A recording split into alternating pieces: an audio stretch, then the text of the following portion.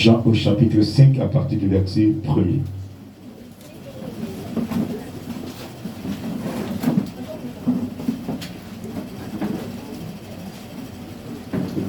Amen. Est-ce que tu peux dire Amen 3 fois? Est-ce que tu peux dire Amen 3 fois? Je lis la parole. Après cela, il y eut une fête des Juifs. Et Jésus monta à Jérusalem. Or, à Jérusalem, près de la porte des brebis, il y a une piscine qui s'appelle en hébreu Bethesda. Et qui a 5 portiques. Sous ces portiques était couché un grand nombre de malades. Des aveugles, des boiteux, des paralytiques, qui attendaient le mouvement de l'eau. Car un ange descendait de temps en temps dans la piscine et agitait l'eau. Et celui qui y descendait le premier, après que l'eau avait été agitée, était guéri, quelle que fût sa maladie. Là se trouvait un homme malade depuis 38 ans. Jésus l'ayant vu coucher, et sachant qu'il était malade depuis longtemps, lui dit: veux-tu être guéri? Le malade lui répondit: Seigneur, je n'ai personne pour me jeter dans la piscine quand l'eau est agitée. Et pendant que j'y vais, un autre descend avant moi.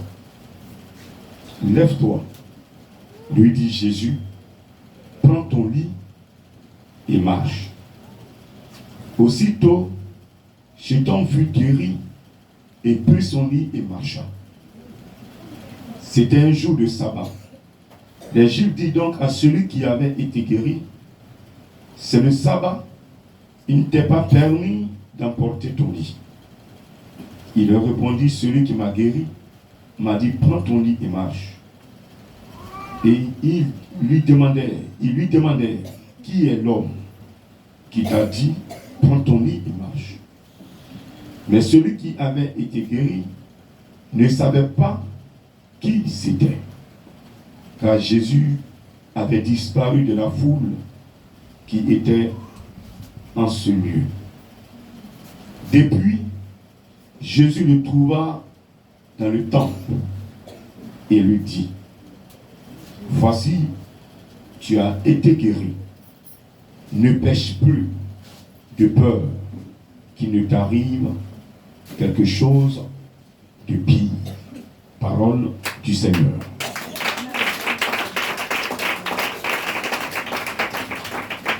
Parole du Seigneur. Amen. Je te dirai, tu as vu 2026.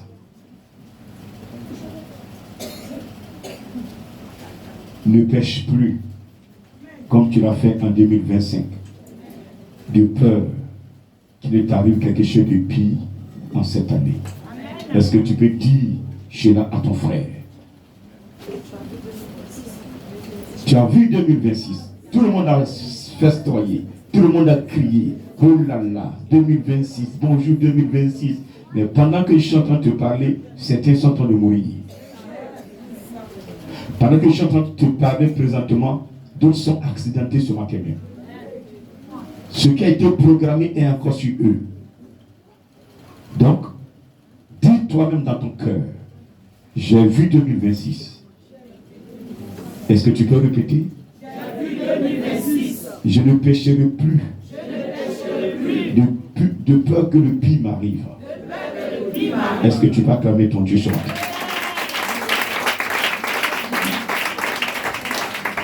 Nous sommes au 3e dimanche de ce premier mois de l'année 2026.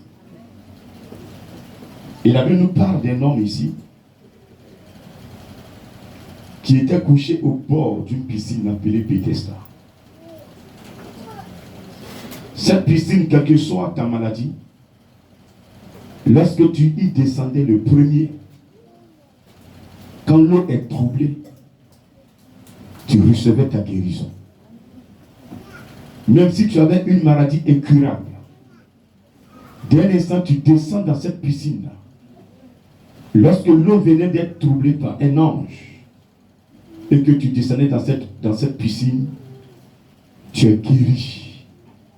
Même si tu es aveugle, tu vois clair. Même si tes pieds sont coupés, tes pieds repoussent. Il n'y avait aucune maladie qui ne pouvait connaître la guérison dans cette piscine. Et à l'entrée de cette piscine, la Bible nous parle de cinq portes. Et il y avait des malades qui étaient couchés à l'entrée de chaque porte.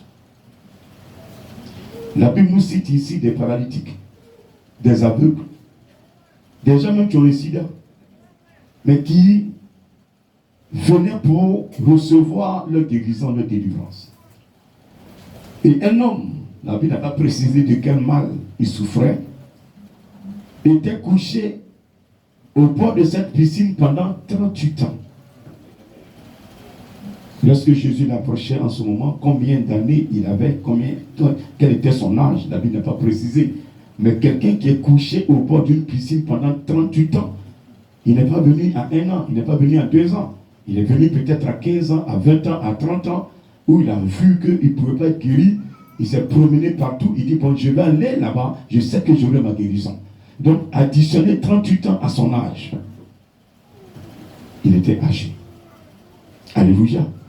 Et la Bible dit, Jésus était arrivé là. Et quand il est arrivé, il a vu cet homme couché. Peut-être il était le plus vieux de tous les malades. Quelqu'un pendant 38 ans est couché au bord d'une piscine.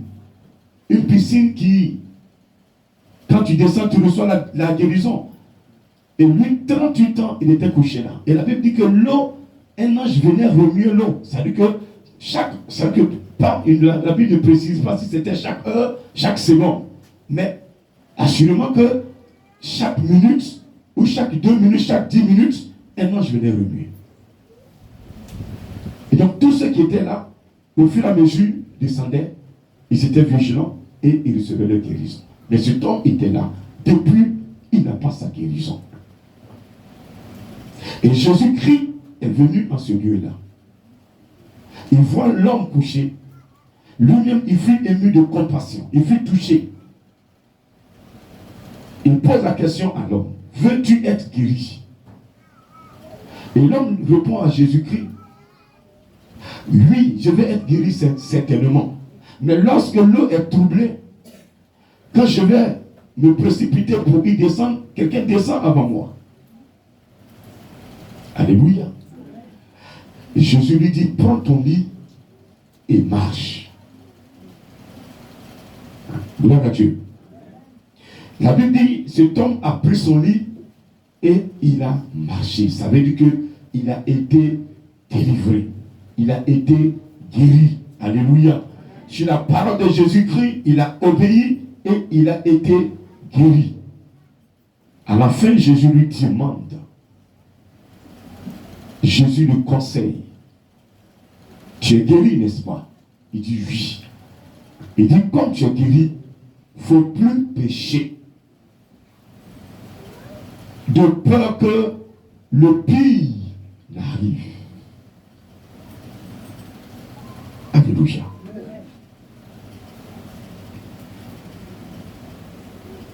Aujourd'hui, cette piscine, où pouvons-nous la trouver? Je ne te demande pas d'aller à Jérusalem, d'aller chercher la piscine de Bethesda. Parce que tu as une difficulté, tu as un problème. Tu n'arrives pas à enfanter alors que tu es dans l'église. Tu n'arrives pas à te marier alors que tu es dans l'église. Tu n'as pas à manger alors que tu es dans l'église. Tu as une maladie. Personne ne peut guérir cette maladie. Aucun médecin. Parce qu'elle est déclarée incurable alors que tu vas à l'église. Combien d'années? C'est la moquerie. On se moque de toi. Pourtant, tu attends Jésus. Alléluia. Ce matin, le Seigneur me dit, tu te dis, il te donnera des consignes que tu dois suivre pour que tu sois totalement rétabli de ton mal. Je n'ai pas entendu ton amen. Je n'ai pas entendu ton amen. Je n'ai pas entendu ton amen. Vous voyez, Jésus a approché cet homme. Il lui pose la question, veux-tu être guéri? Est-ce que sincèrement, le monsieur ne veut pas la guérison? Tu es à l'église et puis tu es malade. Tout le temps tu pries. On appelle les malades, tu es devant, on prie pour toi. Est-ce que réellement tu ne veux pas être guéri? Mais pourquoi tu n'es pas guéri? Pourquoi cet homme est couché depuis 38 ans? Il a expliqué, quand je vais descendre, quelqu'un descend avant moi. Amen. Le royaume des cieux est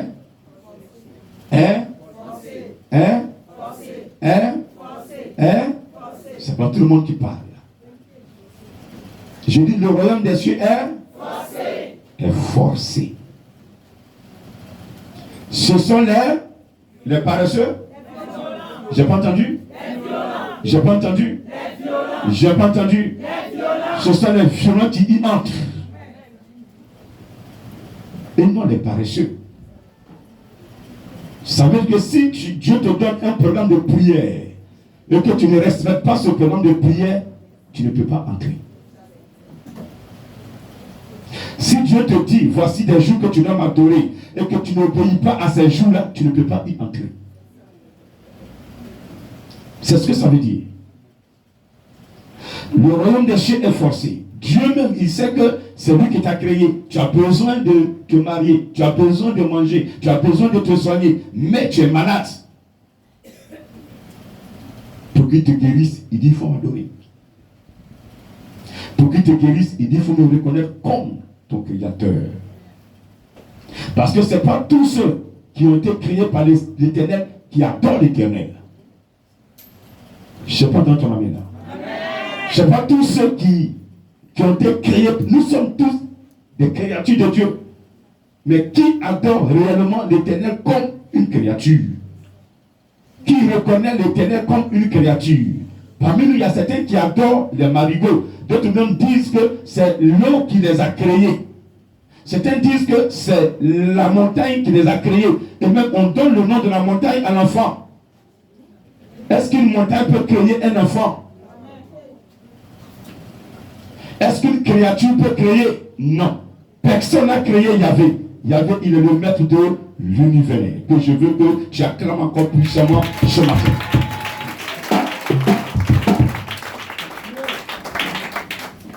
Alors, il pose la question, veux-tu être guéri? C'est comme tu es dans l'église, tu es malade. Et le pasteur vient te trouver. Est-ce que tu veux être guéri? Tu dis, mais le pasteur se fout de moi. Il me voit boiter depuis 15 ans, je suis avec lui dans l'église. Mais c'est que toi-même, tu as un problème. Quand Dieu te pose la question, veux-tu être guéri? C'est qu'il y a un péché mignon en toi que tu as caché et que tu ne veux jamais dévoiler. Dis amen. Cette année, plus de péché mignon. Dis amen. Je n'ai pas entendu ton amen. Je n'ai pas entendu ton amen. Vous savez, quand tu as saisi un péché là, le diable, quand tu veux te repentir, parce que quand on commet les péchés de souillure, les péchés de souillure, pour qu'on puisse quitter, il faut se confesser. Mais si tu as honte de te confesser, tu vas rester dedans. Je n'ai pas compris.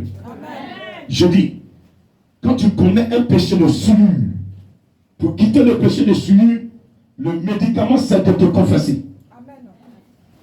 C'est de dire ce que tu as fait. Tu auras honte pour 1 heure, tu auras honte pour 1 jour, mais ça va passer. Dis encore maintenant. Il y a certains qui ont tué, on les a jugés, on les a libérés, et c'est passé. Ils sont avec nous, ils mangent avec nous, on se côtoie, on se fréquente.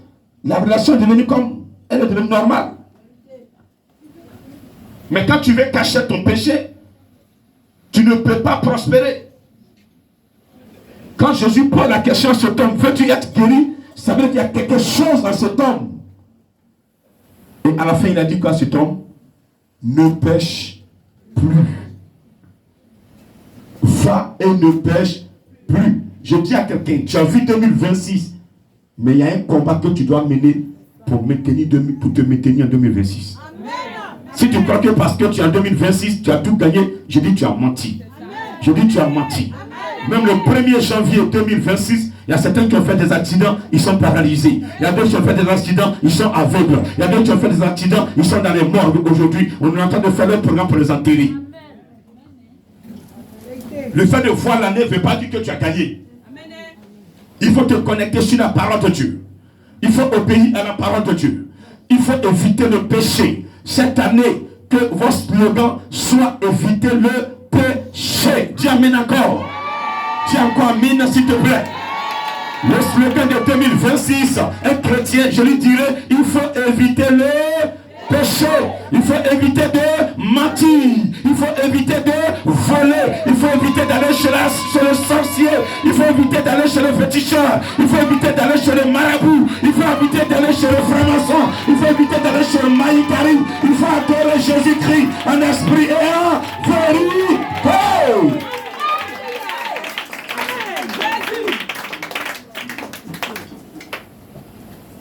Nous sommes en 2026, mais il y a certains qui cachent encore des choses. Le grand missionnaire, ils savent quand ils sont dans le péché, ils font des conneries. Non, non, non, si Dieu est grand, je vais partir. Et ils sont dedans. Et vous voulez qu'on est venu avec ça jusqu'à Pâques, jusqu'à la Pentecôte, jusqu'à Noël encore. Et c'est un recommencement. Dieu t'a fait grâce. Pas parce que tu as une grosse tête. Il a besoin d'une grosse tête pour mettre ça solisé comme il a proclamé avant ta naissance. Dieu a proclamé quelque chose dans ta vie. Je répète, Dieu a proclamé quelque chose dans ma vie. Et ma connexion avec l'Esprit de Dieu, le Seigneur va m'utiliser pour la gloire de son nom. Est-ce que tu peux lui dire merci?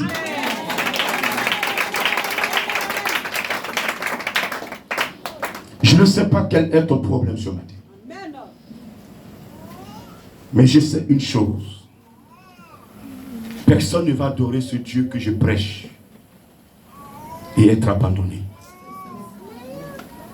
Au départ, tu n'auras aucune importance. Au départ, tu ne ressembleras à rien. Les gens vont se moquer de toi. Mais à la fin, c'est les mêmes personnes qui vont te dire, ils t'appellent. Comme ils ont dit à Bartimée. Ils se moquaient de Bartimée. Aveugle, tais-toi. Mais c'est les mêmes personnes, quand Jésus a dit amenez-le-moi, c'est les mêmes personnes qui ont pris Bartimée. Bartimée ne savait pas où était la position de Jésus-Christ. C'est eux qui ont pris la main de Bartimée. Il dit allons-y, vers lui. Toi, tu as la chance aujourd'hui, il t'a appelé. Nous le suivons depuis fort longtemps. Alors que vous qui le suivez, c'est vous qui nous insultez. Alléluia. Je dis encore amen. Je dis encore maintenant. Cette année est ton année. Mais pour que tu rentres dans ta grâce cette année-là, il faut éviter le péché. Dis encore amen s'il te plaît. Il faut éviter la sorcellerie. Dis encore s'il te plaît.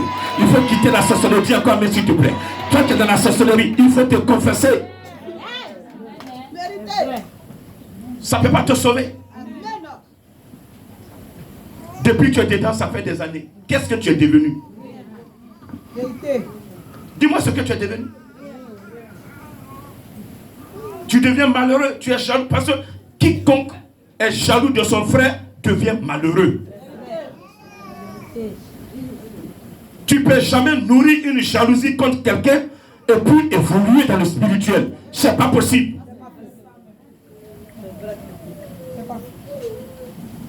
Et c'est ce que nous sommes. On a l'église. On a des problèmes. On n'arrive pas à enfanter et on est jaloux de l'autre qui enfante.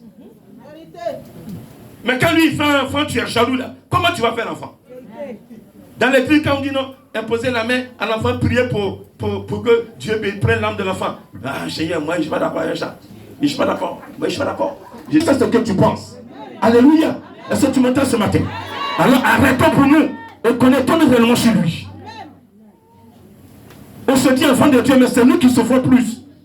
C'est nous qui tendons la main aux autres. Au point où on se dit que ceux qui n'adorent pas Jésus sont mieux nantis que nous.